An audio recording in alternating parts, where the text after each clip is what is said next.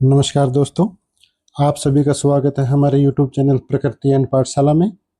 आज का हमारा टॉपिक है प्राचीन ओलंपिक खेल पार्ट 2। इस वीडियो में हम 11 से लेकर के 20 तक MCQs करेंगे। तो चलिए शुरू करते हैं। क्वेश्चन नंबर 11, प्राचीन ओलंपिक खेलों का शुभारंभ किसकी शपथ से होता था? ऑप्शन ए राजा की शपथ, ऑप्शन बी ओलंपिक शपथ, ऑप्शन सी सैनिक शपथ, ऑप्शन डी धार्मिक शपथ। इस क्वेश्चन का सही आंसर है ऑप्शन बी ओलंपिक शपथ। जो प्राचीन ओलंपिक खेल थे उसकी शुरुआत है वो ओलंपिक शपथ के साथ शुरू होती थी। नेक्स्ट क्वेश्चन,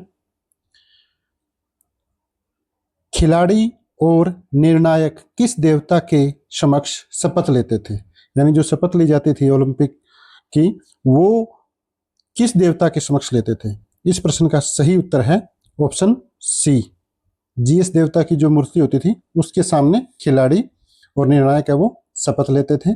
खिलाड़ी इस बात की शपथ लेते थे कि हम जीतने के लिए किसी गलत साधन का प्रयोग नहीं करेंगे और हमने अपने राज्य के अंदर 10 माह का प्रशिक्षण किया है।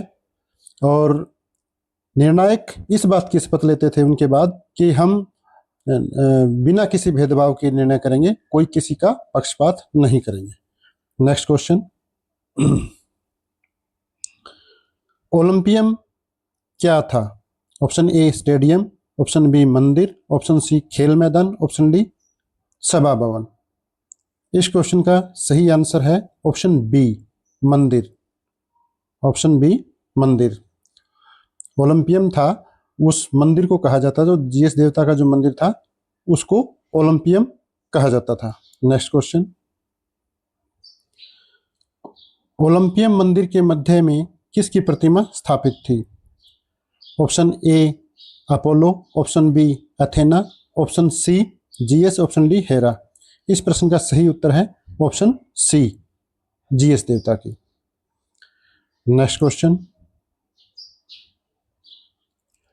ओलंपियम में स्थापित जीएस की प्रतिमा की ऊंचाई कितनी थी? जो जीएस देवता की मूर्ति थी वो कितनी ऊंची थी?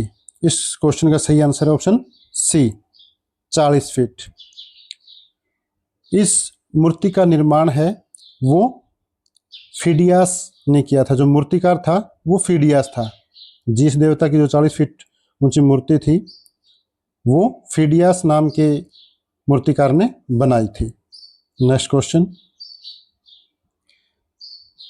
जीएस की प्रतिमा किस पदार्थ से निर्मित थी? यानी किस पदार्थ की वो बनी हुई थी?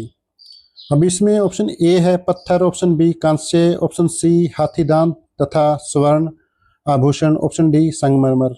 और इसके अंदर वो मिट्टी का ऑप्शन भी डाल सकते हैं एग्जाम के अंदर, या बलुआ पत्थर भी डाल सकते हैं, या लोहे की भी कुछ भी डाल सकते हैं। इस प्रश्न का सही उत्तर है ऑप्शन सी। ऑप्शन सी, यानी जो मूर्ति थी जीएस देवता की वो हाथी दांत की बनी हुई थी। हाथी दांत की बनी हुई थी और आभूषणों उसके ऊपर उसको पहनाए गए थे। हाथी दांत की बनी हुई थी, जो मटेरियल था वो हाथी दांत का था। नेक्स्ट क्वेश्चन,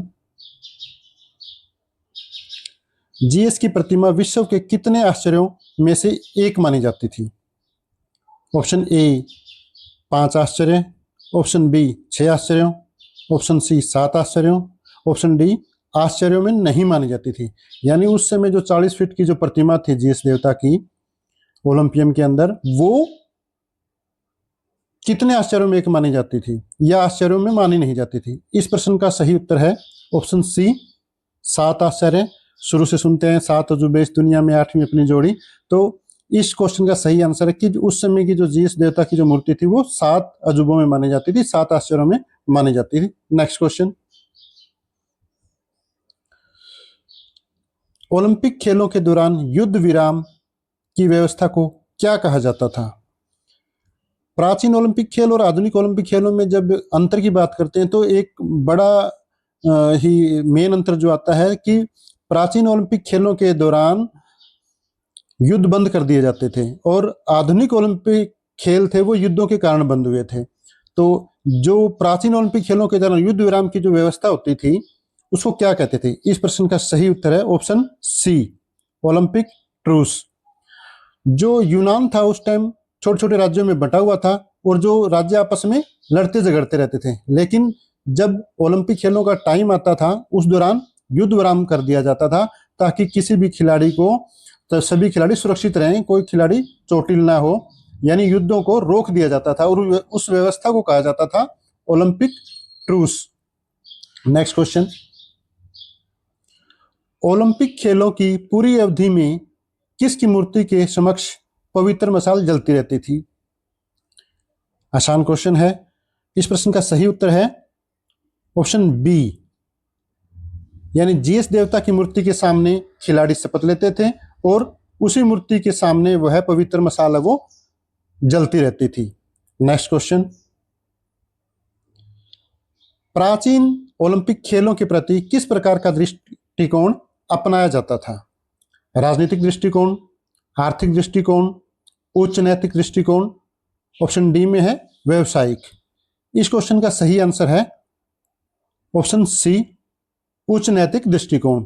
कि जो युद्ध विराम होता था वो उच्च नैतिक दृष्टिकोण के कारण ही होता था कि जब भी ओलंपिक खेल होते थे कि जितने भी वो आपसी झगड़े होते थे उन सबको रोक देते थे, युद्ध विराम कर दिया जाता था कि युद्धों के दौरान कोई संघर्ष नहीं होगा। खेलों के दौरान जब खेल होते थे तो सारे युद्धों को बंद कर दिया जाता था। और एक ये नैतिकता थी, नैतिक विचार थे उनके कि युद्धों से किसी की हानि नहीं होनी चाहिए। जब खेल चल रहे हो तो युद्धों को बंद कर देना चाहिए। अगर खेलों के दौरान युद्ध चलेंगे तो खिलाड़ी हैं वो उसमें सुरक्षित नहीं रह पाएंगे।